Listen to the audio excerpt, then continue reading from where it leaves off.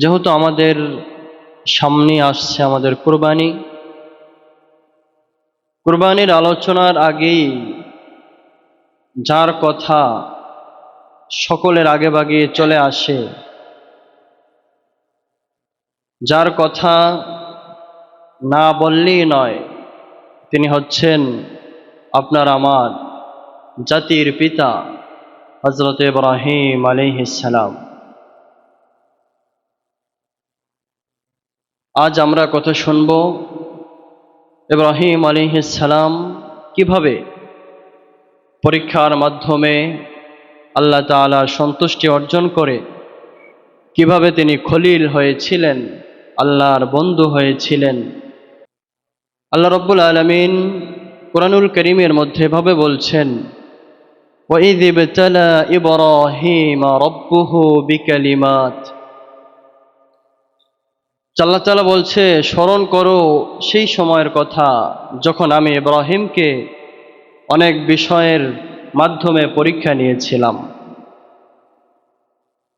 এই পৃথিবীতে যত নবী রাসূল এসেছে, দুইজন নবী রাসূল বাদ দিয়ে বাকি সকল নবী রাসূলকে আল্লাহ তাআলা অসংখ্যবার পরীক্ষা নিয়েছেন।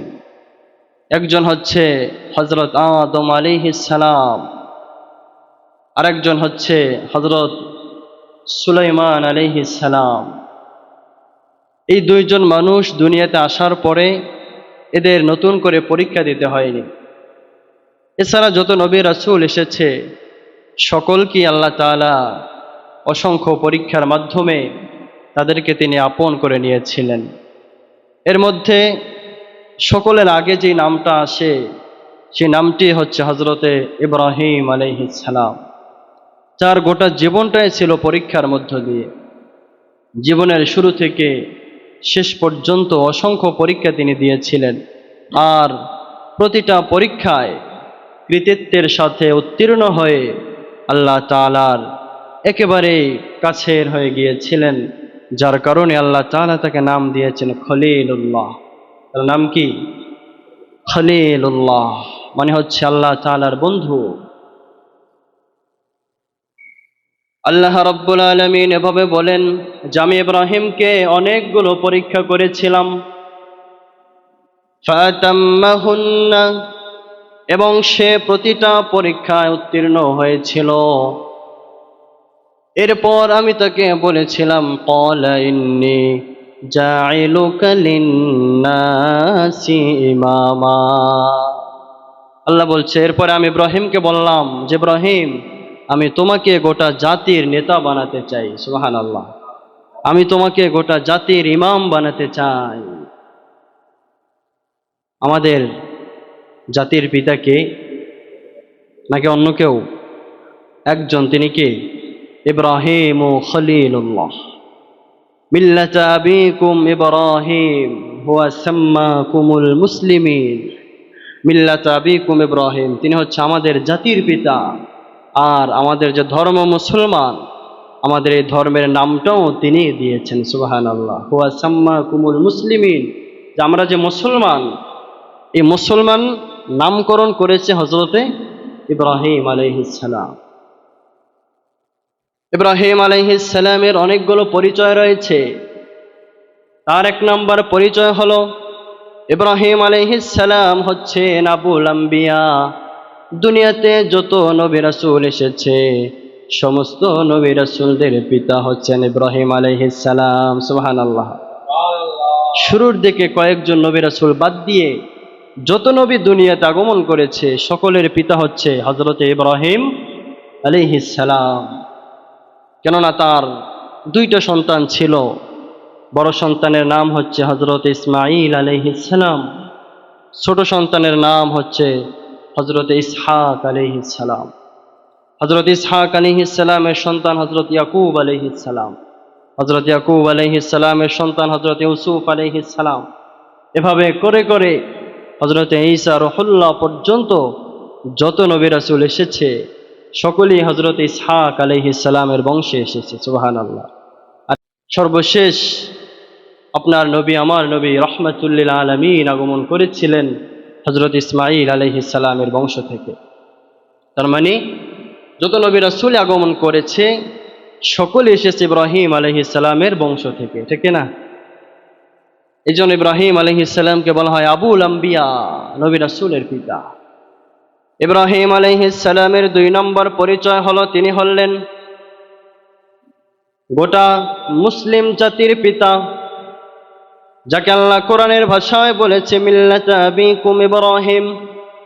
আল্লাহ তাআলা বলে আমি গোটা মিল্লাতের জন্য, গোটা মুসলিম জাতির জন্য আমি তোমাকে তাদের পিতা বানিয়ে দিলাম। সুবহানাল্লাহ পড়েন। গোটা জাতির, মুসলমান যত জাতি রয়েছে সকলের পিতাকে ইব্রাহিম আলাইহিস সালাম। ইব্রাহিম আলাইহিস সালামের আরেকটা পরিচয় হলো তিনি হলেন খলিলুল্লাহ। তিনি কে? খলিলুল্লাহ মানে কি? আল্লাহর বন্ধু। মানে কি? আল্লাহর বন্ধু। আল্লাহ তাআলা বলেন আত্তাখাযাল্লাহু ইব্রাহিমা খলিলা, আমি ইব্রাহিম আলাইহিস সালামকে আমার বন্ধু বানিয়ে নিয়েছি। আল্লাহ বলছে আমি ইব্রাহিমকে আমার বন্ধু বানিয়ে নিয়েছি। ইব্রাহিম আলাইহিস সালামের আরেকটা পরিচয় হলো তিনি হলেন কাবা ঘরের পুনর্নির্মাণকারী। তিনি কাবা ঘর যখন তার জায়গাটা বিলীন হয়ে গিয়েছিল, কাবা যেখানে ছিল ওইখানের কাবার জায়গাটা সরে গিয়েছিল, পরবর্তীতে ইব্রাহিম আলাইহিস সালাম তার কলিজার টুকরা সন্তানকে নিয়ে কাবা ঘর নির্মাণ করেন। এরপর ইব্রাহিম আলাইহিস সালামের আরেকটা পরিচয় হলো তিনি হলেন হজের মুয়াজ্জিন। হজের মুয়াজ্জিন তিনি। যখন কাবা নির্মাণ হলো আল্লাহ তাআলা বললেন যে এবার তুমি হজের আজান দাও। সুবহানাল্লাহ, হজের আজান দাও। ওয়াআযযিন ফিন-নাসি বিল-হজ্জি, আল্লাহ তাআলা বলেন এবার তুমি হজের জন্য আজান দাও, আহ্বান করো। ওই দিন ইব্রাহিম আলাইহিস সালাম তিনি হজের আহ্বান করেছিল। ইব্রাহিম আলাইহিস সালামের আহ্বান ওই দিন আল্লাহ তাআলা গোটা মানব জাতির কান পর্যন্ত পৌঁছে দিয়েছিল। সুবহানাল্লাহ। ইব্রাহিম আলাইহিস সালাম পরীক্ষা দিয়ে পরীক্ষায় উত্তীর্ণ হয়ে আল্লাহর কাছে প্রিয় হয়ে গেলেন। দুনিয়াতে যারা ঈমানদার, যারা মুমিন, তাদের জীবনে ওইরকম অনেকগুলো পরীক্ষা থাকে। কেননা লোহা যত আগুনে পোড়ানো হয়, আগুনে জ্বালানো হয়, লোহা তত মজবুত হয়, ঠিক না? স্বর্ণকে যত আগুনে জ্বালানো হয় স্বর্ণ তত খাঁটি হয়। যারা মুমিন তাদেরকে আল্লাহ বিভিন্নভাবে পরীক্ষা করে, আর এই পরীক্ষার মাধ্যমে তাদেরকে আল্লাহ তাদের কাছে টেনে নেয়। তাদেরকে আল্লাহ রব্বুল আলামিন তার নিজের কাছে টেনে নেয়। আল্লাহ তাআলা তাদেরকে ভালোবাসতে শুরু করে দেয়। এই জন্য ইব্রাহিম আলাইহিস সালামকে তার গোটা জীবনে পরীক্ষার মাধ্যমে আল্লাহ তাআলা তাকে আপন করে নিয়েছিলেন। তার জীবনের শুরুর দিকে পরীক্ষা ছিল, 1 নম্বর পরীক্ষা নিয়েছিল তার আকলের, তার বিবেকের, তার জ্ঞানের পরীক্ষা নিয়েছিল। কেননা ইব্রাহিম আলাইহিস সালাম এমন একটা মুহূর্তে দুনিয়াতে এসেছিল যে মুহূর্তে পৃথিবীতে একটা মানুষও ছিল না যে আমার আল্লাহকে ডাকবে, একটা মানুষও ছিল না যে আল্লাহর ইবাদত করবে। এমন একটা মুহূর্তে ইব্রাহিম আলাইহিস সালাম দুনিয়াতে এসেছিল। ওই মুহূর্তে গোটা জাতি, ওই সময় গোটা জাতি ছিল। কেউ করত ওই সময় প্রকৃতির পূজা, কেউ করত দেবদেবীর পূজা, কেউ ওই দিন সূর্যের পূজা করত, কেউ চন্দ্রের পূজা করত, কেউ তারকার পূজা করত, অথবা কেউ প্রতিমা বানিয়ে তাদের পূজা করত। মানুষগুলো এভাবে বিভিন্নভাবে তারা পূজা করত। ওই সময় একটা মানুষ আল্লাহকে ডাকত কেউ নেই। আল্লাহ বলছে যে আমি ইব্রাহিমকে একটা উম্মত করে পাঠিয়েছি, যে সে নিজে একাই একটা গোটা উম্মত। কেননা ওই সময় তার একজন উম্মত দুনিয়ায় ছিল, মুসলমান কেউ ছিল না, ইমানদার কেউ ছিল না। ওই সময় তিনি দেখেন যে তার কওমের লোকেরা কেউ পূজা করে চন্দ্রের, কেউ পূজা করে সূর্যের, কেউ আবার পূজা করে তারকার। তিনি রাতের বেলা সন্ধ্যার সময় একা একা বসে আর ভাবছে আকাশের দিকে তাকিয়ে সন্ধ্যার সময় আকাশে একটি তারকা উঠে, উঠে কিনা? এই তারকার দিকে তাকিয়ে ইব্রাহিম আলাইহিস সালাম বলছেন, فلما جن عليه الليل رأى كوكبا। ওই সময় ইব্রাহিম আলাইহিস সালাম বলছে যে এই যে তারকা আকাশে ঝলমল করছে, মনে হচ্ছে যে তারকাটাই হচ্ছে আমার প্রতিপালক, এই তারকাটাই মনে হয় আমার প্রতিপালক। কিছুক্ষণ পর যখন তারকা ডুবে গেল, তখন ইব্রাহিম আলাইহিস সালাম বলেন, قال هذا ربي فلما أفل قال لا أحب الآفلين। তারকা যখন অস্ত গেল, এবার ইব্রাহিম আলাইহিস সালাম বলে, যেই তারকা অস্ত যায়, যে তারকা ডুবে যায়, আমি সেই তারকাকে ভালোবাসি না। সেই তারকা আমার প্রতিপালক হতে পারে? এবার যখন আকাশে আবার চাঁদ উঠল, ইব্রাহিম আলাইহিস সালাম এবার বলেন, فلما رأى القمر بازغا قال هذا ربي। যখন চাঁদ আকাশে ঝলমল করছে চাঁদের আলো দেখে, তখন ইব্রাহিম আলাইহিস সালাম বলে, এইটা মনে হয় আমার রব, এই তারকা মনে হয়, এই চন্দ্র মনে হয় আমার রব, এই চন্দ্র মনে হয় আমার প্রতিপালক, হাদা রব্বি, এই চাঁদ মনে হয় আমার রব। ফালাম্মা আফালা ক্বালা লাইন লাম ইয়াহদিনি রব্বি লাকুনান্না মিনাল কওমিদ দাল্লিন। এবার যখন চাঁদও ডুবে গেল, ইব্রাহিম আলাইহিস সালাম বললেন যে চাঁদ আমার রব হতে পারে না, যেই চাঁদ ডুবে যায় এটা আমার রব হতে পারে না। কেননা যেটা ডুবে যায় ওই সময় যদি আমার কোনো কিছুর প্রয়োজন হয় সেটা দিতে পারবে না, তার তো দেওয়ার ক্ষমতা নাই। অতএব এই চাঁদও আমার রব হতে পারে না। সুবহানাল্লাহ। এরপরে দিনের বেলা যখন আবার সূর্য উঠল, এবার ইব্রাহিম আলাইহিস সালাম বলেন, ফালাম্মা রাআ আশ-শামসা বাযিগাতান ক্বালা হাযা রাব্বি। যখন আকাশে সূর্য উঠল তখন বলল, এই সূর্য আমার রব, এই সূর্য আমার প্রতিপালক, হাযা আকবার, কেননা এটা বড়, সূর্য অনেক বড়, এটা সূর্য আমার রব। فلما أفلت قال يا قوم إني بريء مما تشركون। এবার যখন সূর্য ডুবে গেল, এবার ইব্রাহিম আলাইহিস সালাম বলছে যে যে সূর্য ডুবে যায় এই সূর্য আমার রব হতে পারে না। এবার তার কওমের লোকদেরকে ডেকে বলছে যে তোমরা যাদেরকে বিশ্বাস করো, তোমরা যাদের পুজো করো, আমি তাদের পুজো করি না, অতএব আমি মুশরিক নই, আমি তোমাদের অন্তর্ভুক্ত নই। যখন তিনি এভাবে তাদের পূজা করা যত কিছু ছিল, প্রকৃতির পূজা করত, দেবদেবীর পূজা করত, প্রতিমা বানিয়ে তাদের পূজা করত, যখন এই পূজার বিরোধিতা শুরু করে দিলেন, তাদের মূর্তিগুলো ভেঙে ফেললেন। লম্বা ঘটনা, মূর্তিগুলো ভেঙে ফেললেন। সকল ইব্রাহিমের উপর ক্ষিপ্ত হয়ে গেল।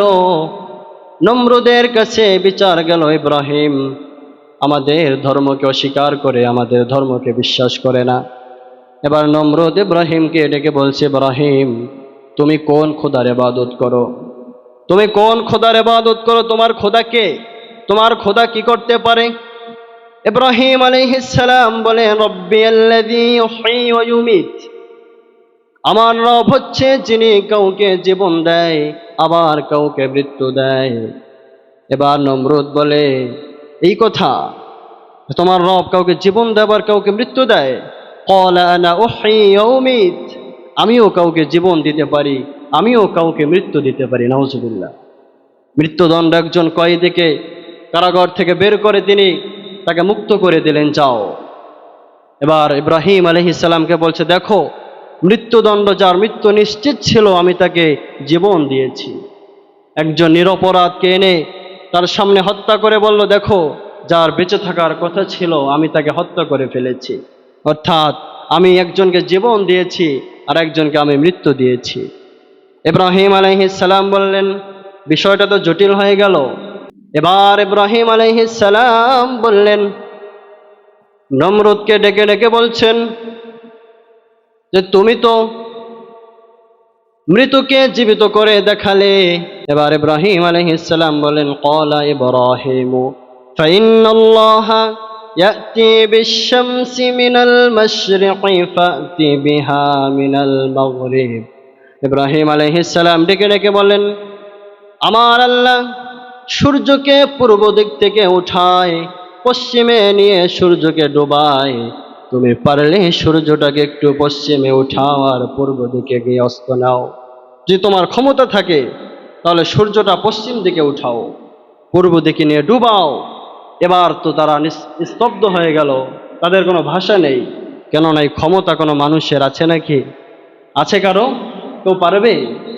সবাই স্তব্ধ, নিস্তব্ধ, কারো কোনো আওয়াজ বন্ধ হয়ে গিয়েছে ওই সময়। এবার তারা কি করবে?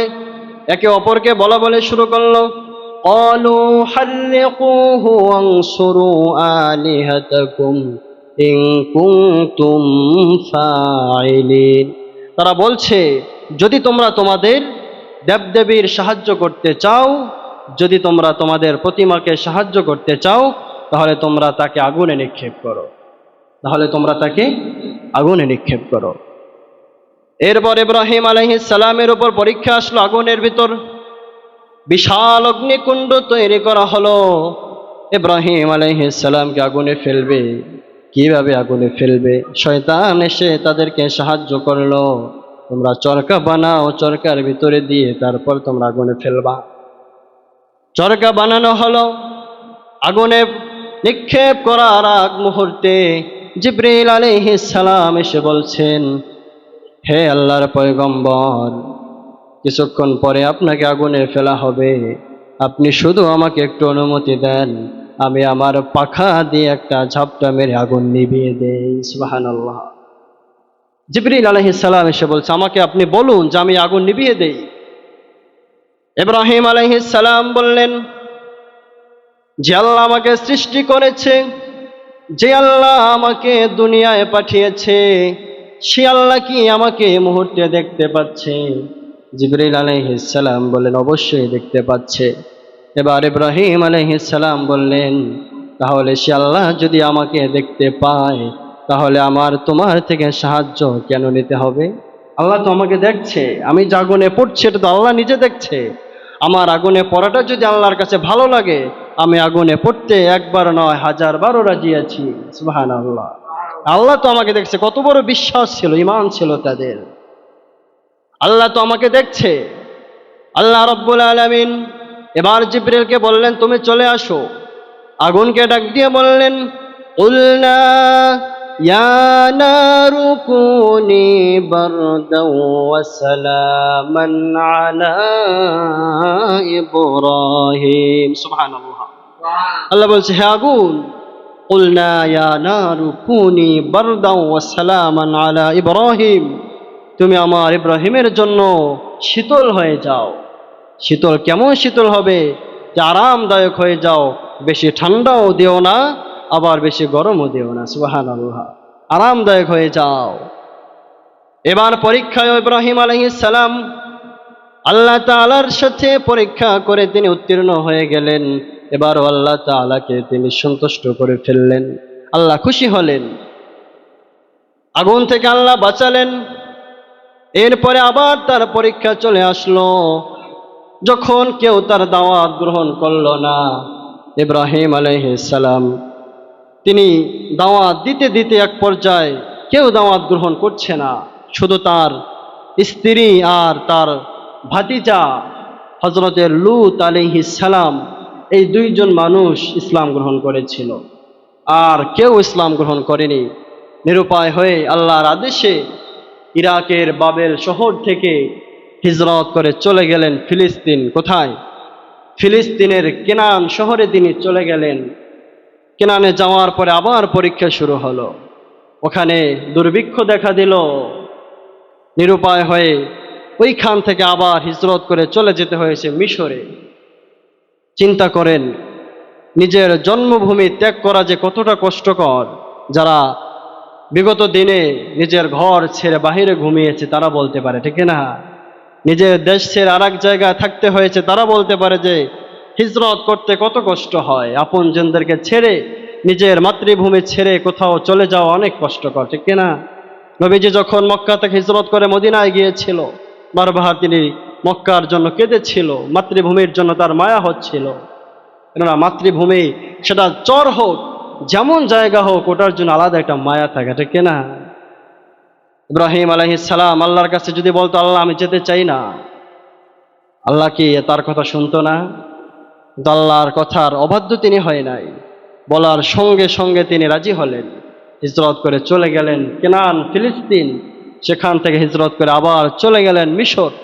এই মিশরে যাওয়ার পরে তার সাথে ঘটনা একটা ঘটে গিয়েছে, আশ্চর্যজনক ঘটনা।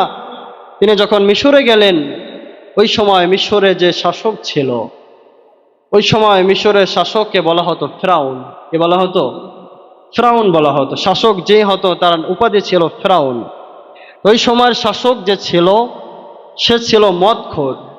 তার ছিল নারীর প্রতি আসক্তি, নারী লোভী ছিল। ইব্রাহিম আলাইহিস সালাম তার স্ত্রী হযরতে সারা আলাইহিস সালামকে নিয়ে যখন মিশরে গেলেন, তখন ওই শাসকের সেনাবাহিনী যারা ছিল, সারা আলাইহিস সালামকে দেখে তারা তার দরবারে নিয়ে গিয়েছিল। শাসক সারা আলাইহিস সালামকে দেখে তার সাথে অবৈধভাবে মেলামেশা করার চেষ্টা করেছিল, তাকে স্পর্শ করার চেষ্টা করেছিল। কিন্তু আল্লাহ তাআলা ওই সময় হযরতে সারা আলাইহিস সালামকেও রক্ষা করলেন। কেন? ওই সময় সারা আলাইহিস সালাম, ইব্রাহিম আলাইহিস সালাম তো কোনো দুনিয়ার কোনো মানুষের কাছে সাহায্য চাই নাই। ওই সময় সারা আলাইহিস সালাম আল্লাহর কাছে রোনাজারি শুরু করলেন, আল্লাহ এখানে আমাকে বাঁচানোর মতো কেউ নাই, আমি দুনিয়ার কারো কাছে সাহায্য চাই না, আল্লাহ আপনি আমাকে তার থেকে হেফাজত করেন, আপনি আমার ইজ্জত রক্ষা করেন, আপনি আমাকে এই শাসকের হাত থেকে হেফাজত করেন। শাসক যখনই হযরতে সারা আলাইহিস সালামের দিকে হাত বাড়ায় স্পর্শ করবে, সঙ্গে সঙ্গে শাসকের হাত প্যারালাইজড হয়ে যায়, হাত আর সামনে নিতে পারে না। এবার শাসক কান্নাকাটি শুরু করে। সারা আলাইহিস সালাম দোয়া করে আবার ভালো হয়, আবারও হাত বাড়াতে চায়, আবারও প্যারালাইজড করে দেয় কে? এভাবে একবার নয়, দুইবার নয়, তিনবার তিনি স্পর্শ করতে চেয়েছিল, কিন্তু পারেনি। আল্লাহ তাকে ওখানেও বাঁচালেন। শুধু বাঁচাননি, শেষ পর্যন্ত ওই মিশরের শাসক ইব্রাহিম আলাইহিস সালামকে ডেকে বললেন যে তোমরা কোথা থেকে এসেছো? ইব্রাহিম আলাইহিস সালাম বলে যে আমি কেনান থেকে এসেছি, ওখানে দুর্ভিক্ষ চলছে। তখন ওই শাসক তাদের দুর্ভিক্ষ দূর করার জন্য যা কিছু দরকার ছিল সমস্ত কিছু তাদেরকে দিয়ে দিয়ে বললেন যে যাও তোমরা এবার কেনান চলে যাও। সুবহানাল্লাহ। এবারও তিনি পরীক্ষায় পাশ করলেন। দীর্ঘ ৮৬টা বছর আল্লাহ তাকে নিঃসন্তান রাখলেন, পরীক্ষা করলেন। কান্না করতে করতে এক পর্যায়ে তিনি তার